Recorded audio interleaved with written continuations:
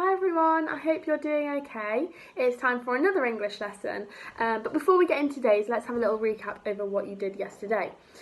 So I asked you to create a list of the characters that were in The Secret Path. We mentioned a few and I saw some of the work that you did and it looked really brilliant. You used your bullet points and lots of you were writing neat across the line, which was fantastic.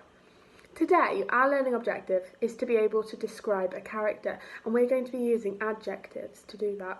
Can you remember what an adjective is? We've used them quite a few times because we use them to describe Buzz and Woody and all of the other characters in the Toy Story. We use them to describe the fox, the boy, the horse, the mole, and we use them to describe Leaf Man as well. We've used adjectives lots actually, and if you can't quite remember what they are, adjectives are words that we use to describe things. So I've written some sentences about the squirrel from The Secret Path, and I would like you to try and spot the adjectives. So try and find the words that explain or describe what my squirrel looks like, or sounds like, or is like, or what it's doing. Because when we're using adjectives, we could describe its appearance, so what it looks like. We could describe its personality, so what the character is like, or how friendly they are, and things like that. Or we could also describe what they're doing. They're the three things that we're going to be describing today. Let's have a look at my three sentences. First one says, "The squirrel is small and he has soft brown fur." Which words there describe what the squirrel looks like? The squirrel is small and he has soft brown fur. Small, soft and brown. Small is describing how big he is, and soft and brown is describing what his fur's like. There are adjectives in that sentence. I've then written a sentence to describe what our squirrel is like and what his personality is like.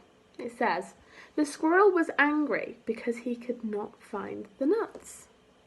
Ooh, which word there is my adjective to describe how he's feeling? Angry. Angry is telling us that he's not very happy, and we know that because he couldn't find his nuts. That's the reason. Okay, let's have a look at my last sentence. It says, "The squirrel was digging for nuts and he fell out of a tree." Ooh. This one doesn't have an adjective. This one has a verb, and you were looking at verbs on Tuesday.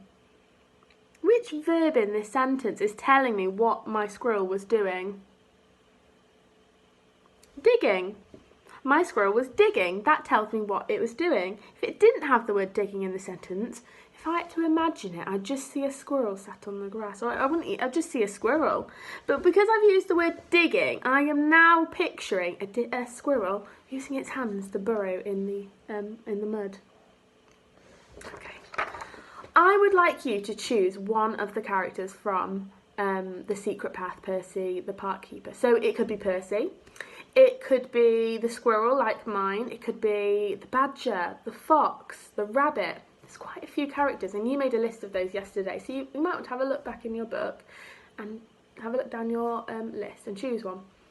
And then what I'd like you to do is, just like me, write a sentence for its appearance, its personality, and what it's doing.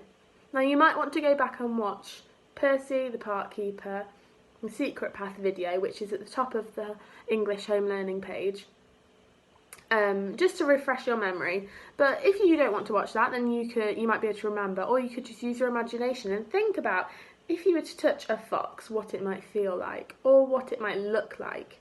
Think about its eyes, maybe its nose, its mouth, its fur.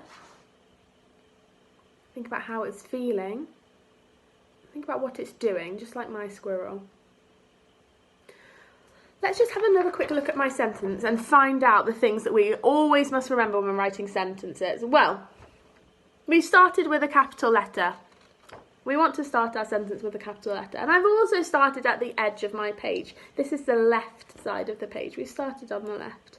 I've written a cross, and I've kept my letter sizes all similar.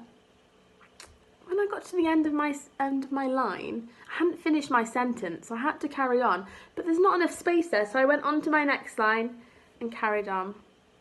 And what if I finished my sentence with a full stop? I've also used my finger spaces in between my words, and that makes it a lot easier when I read back my work.